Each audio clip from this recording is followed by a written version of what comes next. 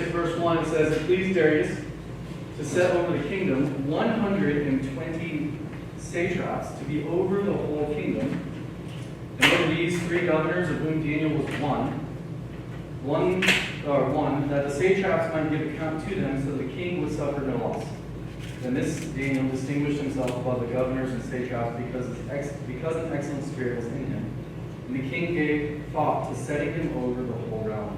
So the governors and satraps sought to find some charge against Daniel concerning the kingdom, but they could find no charge or fault, because he was faithful, nor was there any error or fault found in him.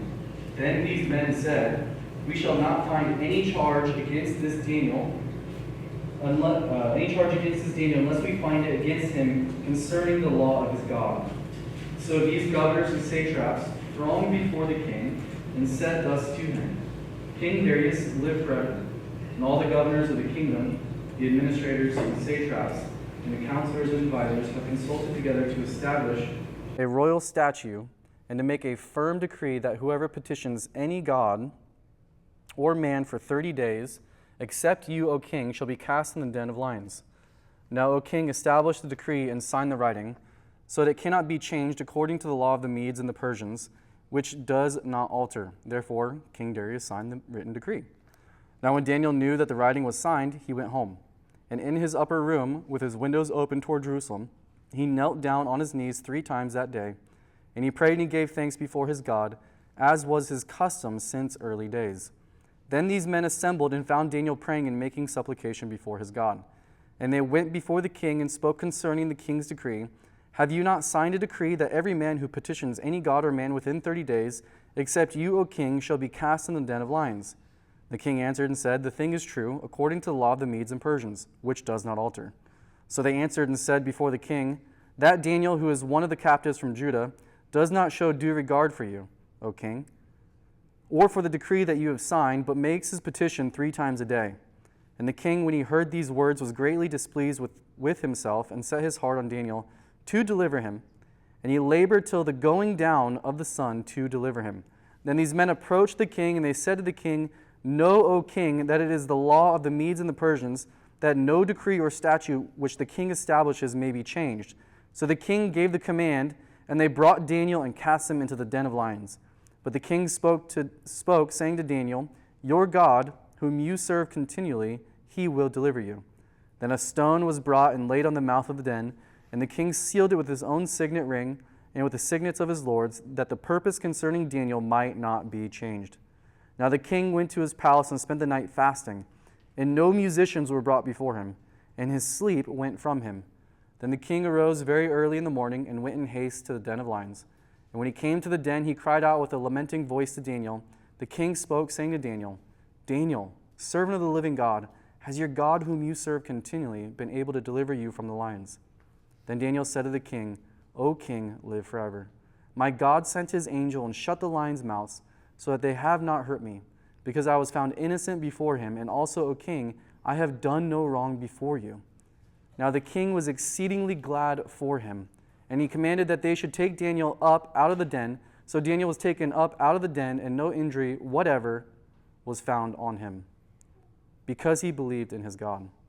And the king gave the command, and they brought those men who had accused Daniel, and they cast them into the den of lions, them, their children, and their wives, and the lions overpowered them, and broke all their bones in pieces before they ever came to the bottom of the den. Then King Darius wrote, To all peoples, nations, and languages that dwell in all the earth, peace be multiplied to you. I make a decree that in every dominion of my kingdom men must tremble and fear before the God of Daniel. For he is a living God and steadfast forever. His kingdom is the one which shall not be destroyed, and his dominion shall endure to the end. He delivers and rescues, and he works signs and wonders in heaven and on earth, who has delivered Daniel from the power of the lions. So this Daniel prospered in the reign of Darius and in the reign of Cyrus the Persian. You guys can grab a seat. That is a fun chapter. If that was my dad, one of those satraps, and I had to be thrown in the lion's den because of him, I'd be so mad. Did you guys catch that? I mean, that's pretty gnarly, right? But I think, and we're going to get to this, but our sin has repercussions, always, right? There's always consequences to it. And obviously we know the main spiritual consequence is death, right? That's ultimately what sin brings forth. Romans tells us for the wages of sin is death, right? So obviously there's that. But I mean, there's so much that accompanies death. The consequences and the wickedness and the evil and and it affects not just you, but it affects others. And here you got these guys, and Darius decides, because of their wickedness, that not only are they going to be thrown in the lion's den, but also their children and their wives. I mean, that's a big deal. All right, so Daniel chapter 6, verse 1. It says, it pleased Darius. Remember, this is what has transpired in chapter 5 to chapter 6. Some time has lapsed. Chapter 5, you guys remember, Belshazzar was the king of Babylon. This was the last night of the kingdom of Babylon itself. And then the Medes and the Persians, they overtake Babylon, and now this kingdom has risen up. And if you guys remember the dream that Nebuchadnezzar had with the statue. Do you guys remember that? And remember the arms represented what kingdom? What was that? The Medes and the Persians, right? And so the upper part, the head, was the representation of Babylon. Well, that part of history is now over. We're done. The kingdom of Babylon has fallen, and now the Medes and the Persians have risen. And then the next portion of the statue is what kingdom? Greece, right? Greece. We're not there yet, but we're with the Medes and the Persians here. Now starting in chapter 6, and Darius, as we see in verse 31 of chapter 5, was the king, Darius the Mede. Now here in verse 1, he sets over the kingdom. He tries to establish some leadership, but leadership to kind of watch over and keep account of things that are happening, to bring back report of anything and everything. And he establishes 3 governors and 120 satraps. And those 3 governors are basically the overseers of those satraps. So I don't know if he divided them into groups of 40, but ultimately that was the goal. And Daniel was one of those governors. And remember, Daniel has been faithful since the beginning, right? In chapter 1. Daniel has gone through so much more. I mean, he's almost meeting Paul's standard of the hardship that he's going through. And Daniel's, from chapter 1, being taken from his home in Jerusalem to then being indoctrinated and going into the Babylonian school for a number of years and being taught this and that. And he never wavered in his faith. Remember, he never gave in to the food and the demands of the food. And he knew that the Lord would honor him and hold him. And so he just ate the veggies and water. And he was still, he didn't lose weight. He was what does it say in chapter 1? His appearance was better than the others that did eat of the meat. Where is it? You guys remember it. We started chapter 1. Oh, verse 13. Then no, that's not it. It's in there somewhere. I can't find it this quick. So that all happens, and God honors him because he's faithful. Then he continues in his faithfulness, and he gets another opportunity with Nebuchadnezzar's first dream, and he interprets that. He gives the contents of the dream, and then he interprets it, and then Nebuchadnezzar brings him into a high position. And then a second time, Nebuchadnezzar has a dream, and this time, again, Daniel tells of the dream. God honors him. But Daniel has been faithful this whole entire time. And I think here's the key. This is really important in Christianity, is that it's not so much how you start is important, meaning you have to be born again, right? But you also must finish the race well. I mean, Paul talks about that a lot, that we run this race, but we need to finish it, and we need to finish it well. And I think too many people don't finish it, and they don't finish it well. And Daniel finishes it well, right? He is, in his 80s or something, and he's still being faithful to the Lord. And now another king comes up. It's really, again? I went through this king, and now I'm here. And, they set up a trap to catch him and basically get rid of him. And we're going to see that there's really one main reason of why they do this. And ultimately what we see in this chapter is that it's a beautiful picture of what? As we read this, what did it remind you of? Somebody say Jesus? Jesus, right? Was Jesus perfect? Yeah, good. We need to understand that. Jesus was perfect, right? Is Daniel perfect? No, he's not. Is Daniel blameless? Yes, there's a difference. He's blameless, but he's not perfect. And so what they try to do is they try to find blame on him. They try to find something. They try to dig up some dirt. They go through his social media accounts. They go back to his old classmates. They ask, tell me something, right? Did he used to be racist? That's the big thing right now. Anything. They watch him, right? They watch him do everything. Like, is he going to slip up? Is he the same as he is, at church as he is at home? Let's find something, some type of dirt that we can catch him in. And they can't. Remember, they tried to do that with Jesus, correct? And so with Jesus, they had to come up with something. They're like, let's just make something up. Actually, what they made up was true, but ultimately, Jesus didn't he did nothing wrong. We know that. Same thing with Daniel here. They trick Darius into signing this decree. We'll go through this a little bit. They trick him to sign this decree, but Daniel doesn't waver in what he does.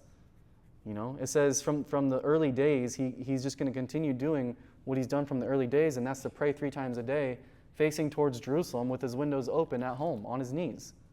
That's what he does. And I believe that he prayed more than that. He didn't just keep his prayer to one specific geographical location and certain times of the day. I believe Daniel understood that. But I believe it was in those times that he was determined and intentional in having time of prayer. Right? But I'm sure if he was walking, to the grocery store, he was praying as well.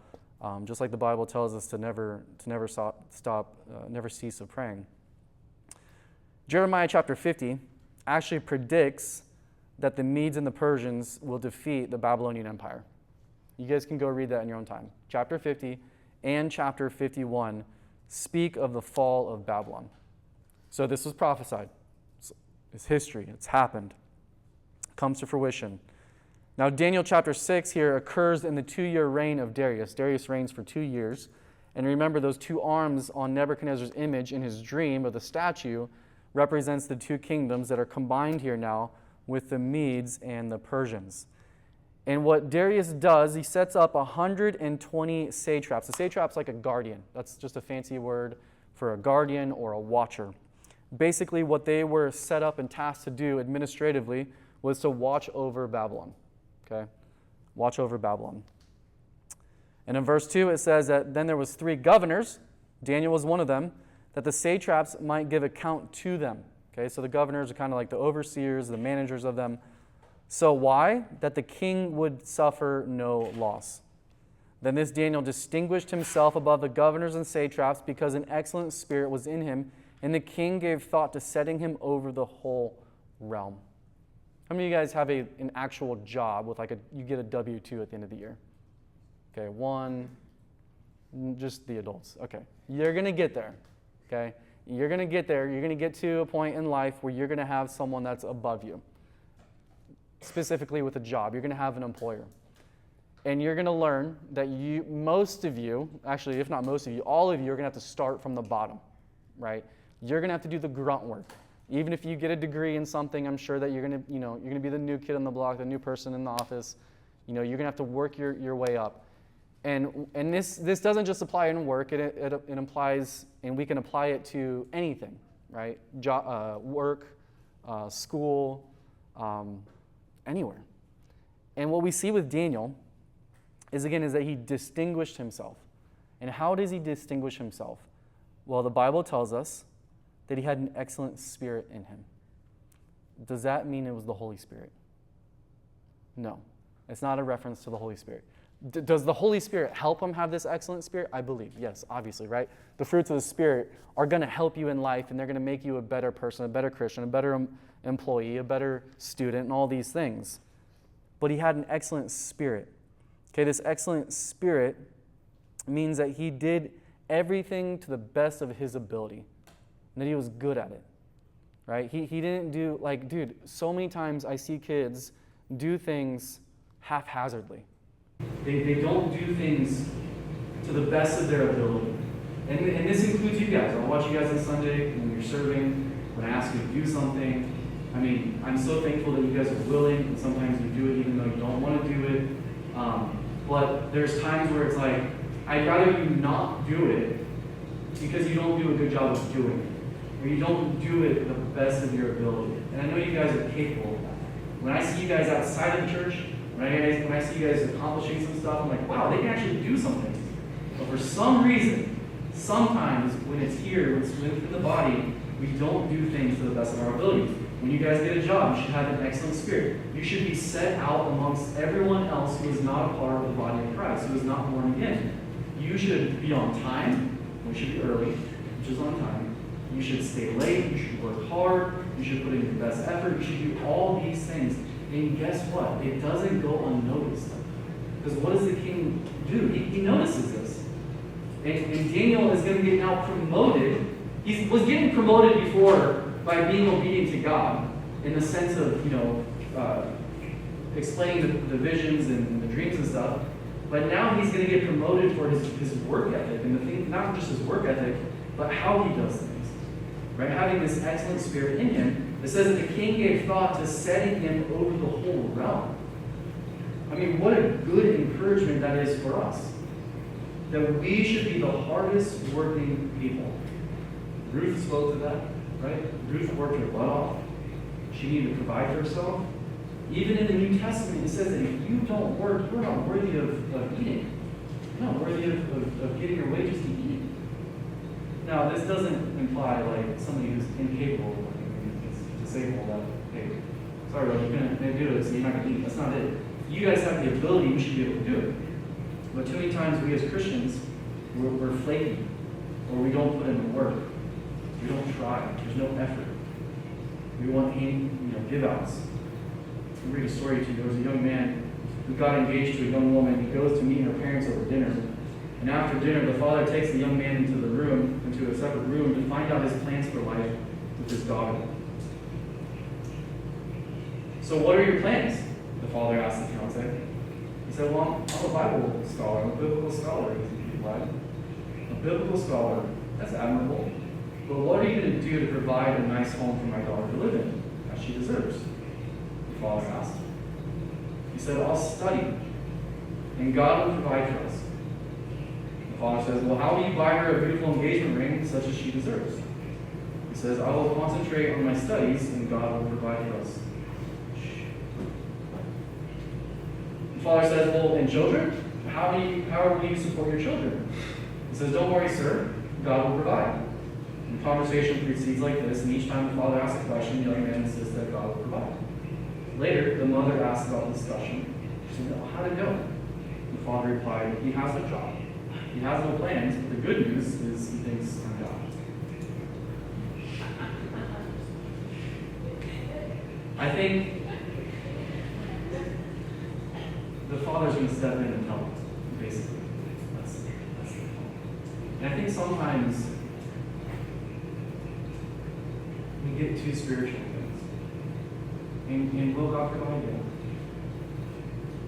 But sometimes, and not sometimes, I think a lot of times when it comes to salvation, we do nothing. Absolutely nothing. But after salvation, God wants us to be a team player. He calls us co-laborers in the New Testament. Right? So there's an effort on our part to do certain things. He's going to provide 100%, but you need to work. Right? He's going to answer, but you need to seek. You need to be diligent. You can't just sit on your butt and do absolutely nothing.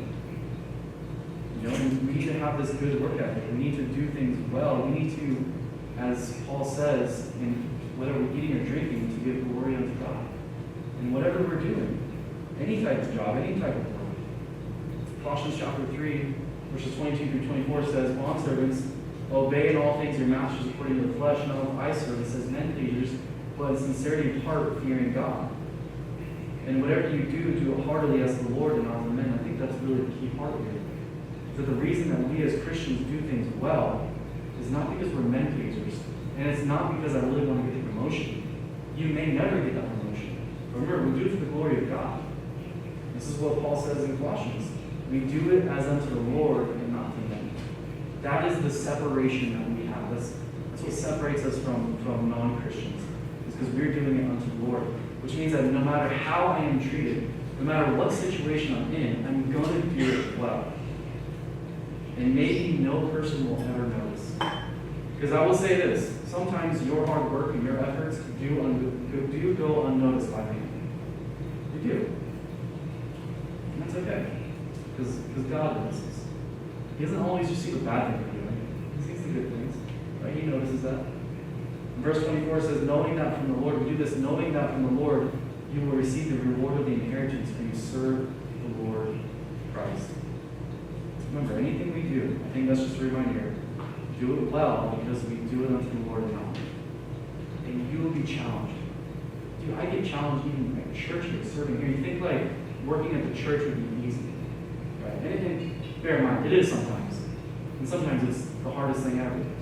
And I still get challenged with, am I doing this the right way? Am I doing this as a men pleaser, or am I doing it unto the Lord? Verse 4. So Daniel's doing well. The king's noticing. Well, his co-workers, do you think they're going to be happy about that? He keeps weighing employee a month every month? No. So the governors, the satraps, they sought to find some charge against Daniel concerning the kingdom, but they could find no charge or fault because he was faithful, nor was there any error or fault found in him. So one, he has an excellent spirit. He does his job well, but people can't blame him. They can't be like, yeah, boss, like when you're not looking, he's slacking off. You know, when you show up late, he actually showed up late too. Like, I know you weren't here to see that.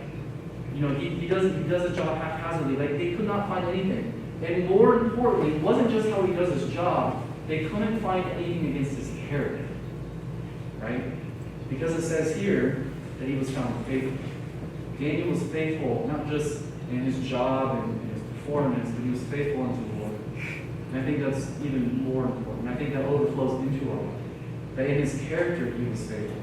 That he was no different than he was whether people were around or they weren't around. Whether he was in the synagogue or the temple or at church, or, you know, with his homeboys, or at home. Right? He was the same person. There was nothing that they could find against him. Nothing against his actions and nothing against his character. They came up, and again, just like Jesus. And so here's his enemies. They're examining his life, and now they have to make something up. So it says they sought to find charges against Daniel. Well, oftentimes leaders and those who do things with an excellent spirit will have to go through this. Because ultimately, what is the very reason for them coming up with these things or trying to find something against him? What is the very reason? Is it because they want more power? Is it because they were prejudiced? Is it because they thought Daniel was too old for the job? What do you think? Well, look at the verse. Jealousy. There we go. Jealousy. The same reason Jesus, right? They were jealous. They were jealous. They couldn't discredit him. And the success that you have sometimes, and the success that you have because of your good character and your faithfulness, people will become jealous of that. And oftentimes, if you find yourself in a position of leadership, it can be politics, it can be business, it can be work, it could be ministry.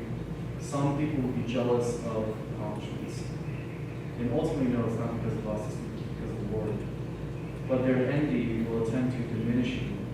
They'll look for weaknesses, they'll watch you, they'll look for flaws, and they'll try to use it against you. And ultimately, Satan is going to be able to use that.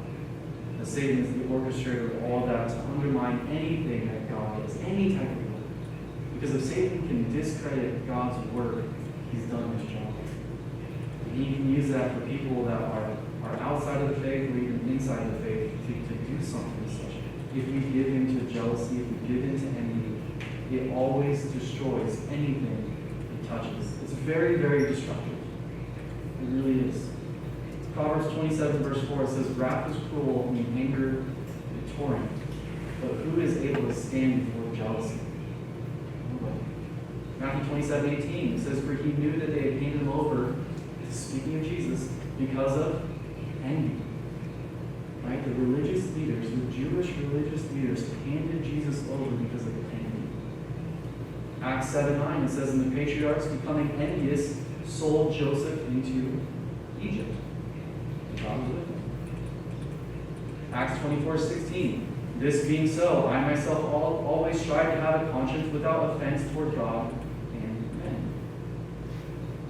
Philippians 2:15 says that you may become blameless and harmless, children of God without fault in the midst of a crooked and perverse generation, among whom you shine as lights in the world. We as Christians should be blameless, but we know that we're not going to be sinless. There's a difference. We wrestle against our flesh all the time. There's that war that's waging between our spirit and the flesh. The spirit is willing, but the flesh is weak. You're going to stumble. But your character, your consistency is always going to be seen because you're faithful and blameless if you follow the Lord. That's so important. But here's the thing, too, is that not all leaders or people in those types of positions are always blameless. We need to understand that, too. That just because you're in that position doesn't mean that you're always blameless. So there does need to be objective criticism and consequences in those respective situations. Verse 5, it says, then these men, they said that we shall not find any charge against Daniel unless we find it against him concerning the law of his God. Right? They couldn't find anything, so they needed to make something up. Again, when you live in such a way, when you live faithfully, the enemy's going to come, he's going to attack you. Right? And we shouldn't be surprised. Right? Do you think the enemy's going to attack someone who's sitting on the sideline? Do you think that if you're playing football and you're on defense, or let's just say you're watching football, do you think the defense is going to go take out the water boy sitting on the sideline? The third string tackle? No. Right? You've got to be the superstar. You've got to be playing. You've got to be in it. And so we get to be mindful that, look, when these attacks come, when these things happen, don't be shocked because you've been faithful. It's going to happen. At some point, you'll find yourself under attack, ultimately because of your faithfulness and your belief. In verse 6, these governors and these satraps, they thronged before the king, and they said thus to him, King Darius live forever. What does that sound like? Well, they're kissing butt, right?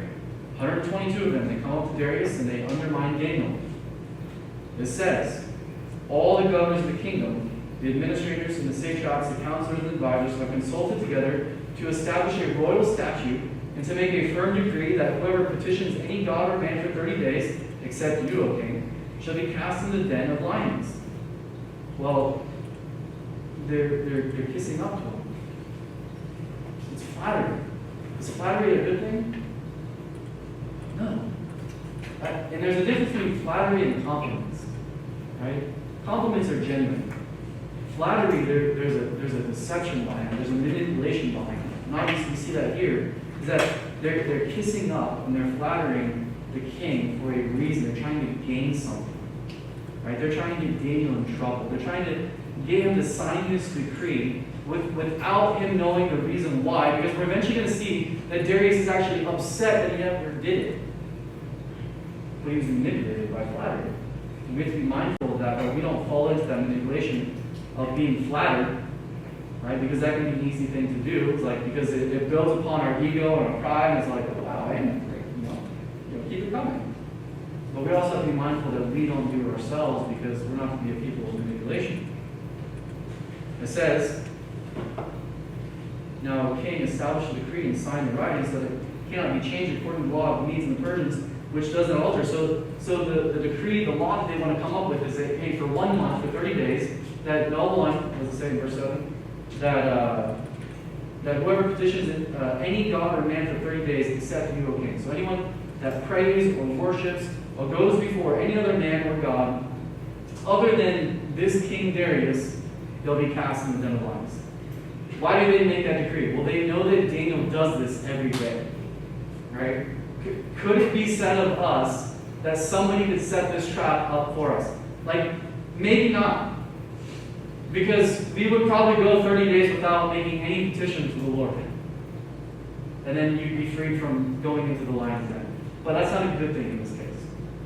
Right? But Daniel was faithful to do it every single day, 3 times a day, to go before the Lord in prayer. Should we be caught doing the same thing? Like, would I be going to jail for that if this was the law of the land? I don't know. And then in verse 8, it says that this law, once it's signed, it can't be changed. That was part of what they had established as a principle of the Medo-Persian Empire, is that anything that the king signed, any law, any decree, it was instituted as binding, and even the king himself couldn't go back on it. Isn't that crazy?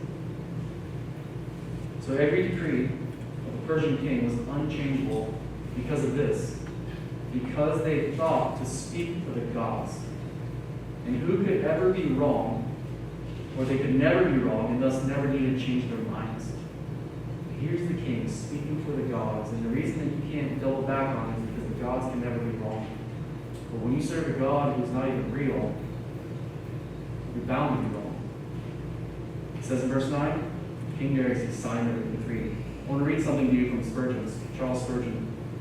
He says, suppose the law of the land were proclaimed. No man shall pray during the remainder of this month on pain of being cast into the den of lions. How many of you would pray? He says, I think there would be rather a scanty number at the prayer meeting. Not but what the attendance at a prayer meeting is scanty enough now. But if there were the penalty of being cast in the den of lions, I'm afraid the prayer meeting would be postponed for a month, owing to pressing business needs and manifold engagements of many kind, of one kind and another. Could we be found guilty of this? In verse 10 it says, Daniel knew that the writing was signed and he went home, and he changed his ways. No. It says he went to his upper room, his windows open towards Jerusalem. He knelt down on his knees, and 3 times a day he prayed and gave thanks before his God, as was his custom since his early days. Daniel knew exactly what the law was, and he still chose to disobey. And we see this throughout Scripture, where people decide to disobey the laws of the land. But when they disobey the laws of the land, what they're not doing it to just disobey and just be disobedient and disruptive. They're doing it as they're being obedient to God first. Okay? That's important, because Christians can manipulate this and just decide that they can do anything against the law of the land and have that freedom. But no, Jesus tells us that we are to honor the people above us, the administration above us. Right? But ultimately, we're to fear the Lord first and foremost. So we're to be obedient to God and not to man if it comes down to that. Because Daniel does this. Like that's in Daniel's heart. It's not even something that he has to be told. But he's going to honor the Lord first and foremost. And he does this through prayer. And so if the law becomes you can't pray, well, Daniel's not going to stop. It says here in verse 10 that as was his custom since early days. I like this. He didn't just have to start this either. This was something that he's always done. I don't know if this means that like once he was a kid or once he was saved, but essentially it's from the beginning of something, whether he was a kid or from when he was saved, that he's been consistent and faithful to do this and practice this from the beginning of his walk with God. He had a habit of prayer. Do you guys have any habits? Good ones, bad ones, kind of indifferent ones, like not really good or bad, like, I don't know. Like, what do you say? Biting your nails, yeah, that's what I was thinking, right? Like, I don't think that's bad or good. I think we have bad habits. How do you get a habit? You all said the same thing but differently, right? Doing something over and over, doing it constantly. Yeah, I think it may be a fact. I've heard it said before that it takes like 21 days to form a habit, right? 21 days of consistently doing something to form a habit. And I think, again, and I want to encourage you with this, that sometimes we're just like, Lord, just do it for me. But he's like, no, I've given you a body, I've given you a mind, I've given you a will, like I've given you strength, I've given you what you need to be determined to do things. So I want to encourage you with this, that maybe you struggle with prayer, you struggle with reading the Word. Well, you need to form a habit of it. Well, one, you need to want to do it.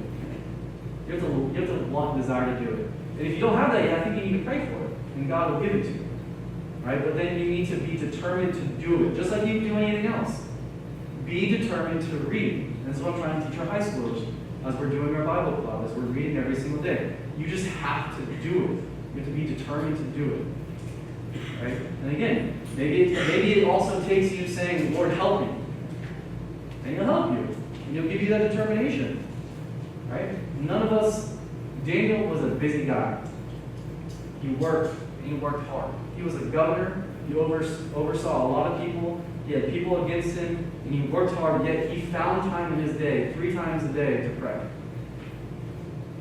So I think for any of us to say, I don't have enough time, and I could never take you seriously when you're, teenagers anyways, because that's absolutely ridiculous. Wait till you have a family, mortgage, all that stuff, kids, then come talk to me, okay? So you have the time, but you need to learn now to form that habit. 3 times he prays. He has this habit of prayer, and nothing is going to interfere with this practice.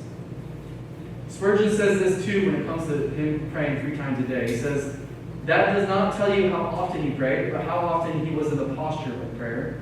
Doubtless he prayed 300 times a day if necessary.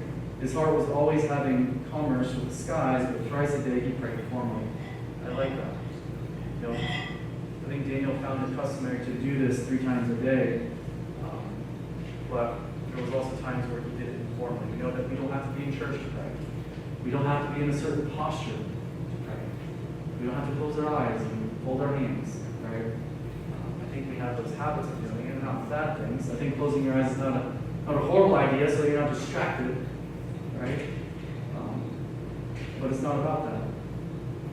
And it also says that Daniel left his window open. I don't think Daniel did it either as religious pride, like, hey, look at me. Right? But he prayed 3 times a day. Jesus taught his disciples, right? He was telling them, hey, you need to pray. Look, I just need you to stay awake for a couple minutes and pray with me. And they couldn't do it. You have to be determined. You have to fight. You have to fight against the flesh. The spirit is willing, but the flesh is weak. Okay? You've got to be strong. Christianity is not for the weak. I want to encourage you with this. You know what the first step in prayer is? Because I feel like sometimes with young people that they struggle with praying and that they're not good at it. They don't know how to do it. Can I give you the very first thing to do? Pray. That's the first step. Just do that. Usually that's the reason why you don't pray, is because you just don't do it.